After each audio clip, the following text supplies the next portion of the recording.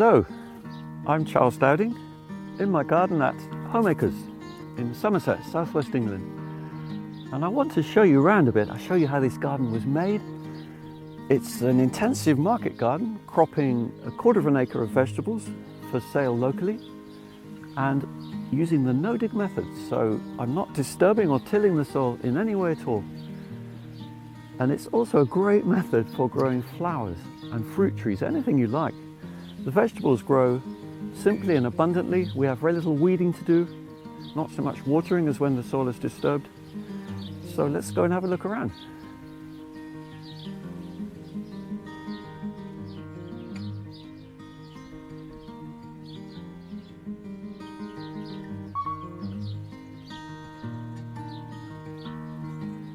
Compost is a gardener's best friend, and I make as much as I can here because it's hard to have enough. I'm putting on a mulch every year, and that is my main input of fertility. And I use compost because in this climate, other mulches tend to encourage slugs, whereas well-rotted materials, whatever they were in the first place, don't harbour slugs, and I can sow and plant into them straight away. So here is my current compost heap, and it's taking all the garden waste and getting pretty warm. It's actually we started it 3 days ago, and already the temperature's up to 62 centigrade. Much too hot to put your hand in. So that's transforming the wastes, which are anything from the green leaves, weeds, crop residues, grass mowings, stemmy stuff, woody stuff is good, up to half brown matter, including paper, cardboard, straw I get from my neighbour, for example. Anything you can get hands on is a bit brown to mix with the greens.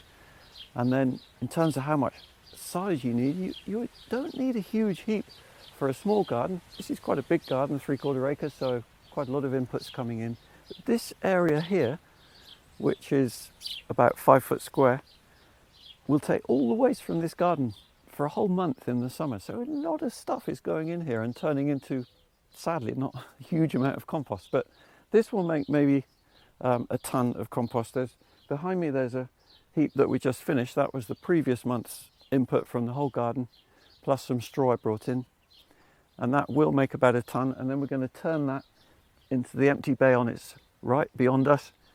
So you need on average about 3 bays if you want to get serious about composting. They could be smaller than this, but it's useful to have 3 separate areas for making compost. For the amount of vegetables I grow here, I can't make enough compost, so I am buying in some as well. The question is, what does one buy in? Here, for example, is compost that was used for growing mushrooms. So it's already composted when I buy it, and it's been sitting here a year actually, so now it's really well rotted, and that's beautiful for spreading, weed-free. And then here are 2 different potential composts. Well, one is potential, one is sort of finished. This one is green waste compost, so that's compost made from gardens that people take to the dump, and it's shredded and turned into something black and crumbly. Actually, it wasn't really finished when I took delivery, so I've covered it with polythene and it's still warm, and I'll be using this in the winter. And then under the other cover is some wood chips, which I was given by a local tree surgeon. And these need a lot of breaking down before you could use them, say, for growing vegetables anyway. Although, like that, you could put them in pathways, for example. But it's another potential option for importing some fertility to grow great vegetables.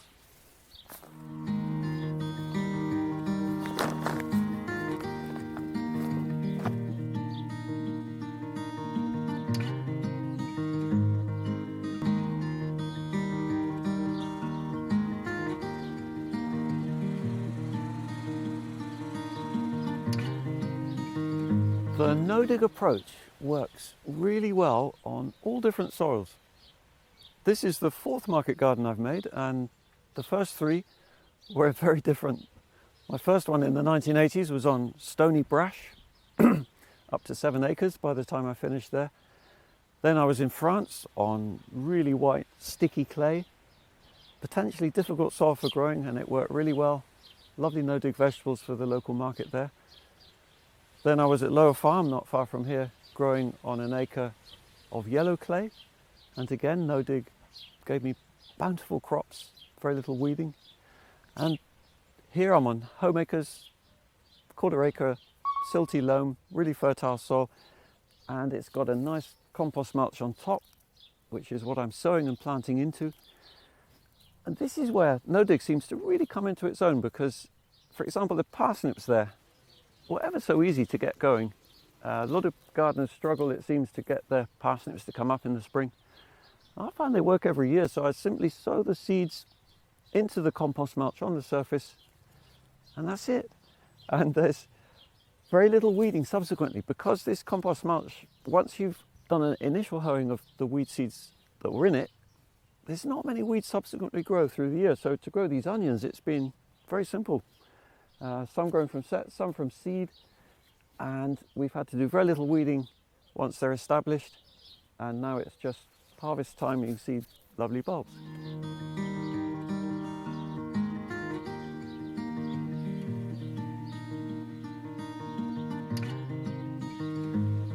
No-dig with a compost mulch makes growing really easy. So wide range of crops I'm growing here, all with the same, in the same soil with the same amount of mulch on the surface, because I'm feeding the soil, then thinking, right, what shall I grow here?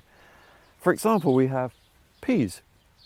These actually I've not even picked because they're for seed, so I'm just letting them all develop, and then we're going to harvest these little pods, and they've got dry seed in. That's for next year's pea shoots.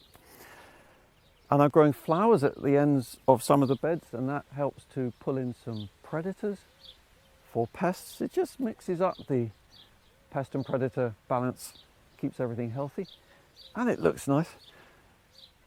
And then there's second cropping. So second cropping in no-dig is incredibly simple, because all you need to do is clear the debris of the first crop. In this case it was broad beans, further up it was peas they've just finished. So we've taken that off to the compost heap, and in this case planted some chicories for autumn salads.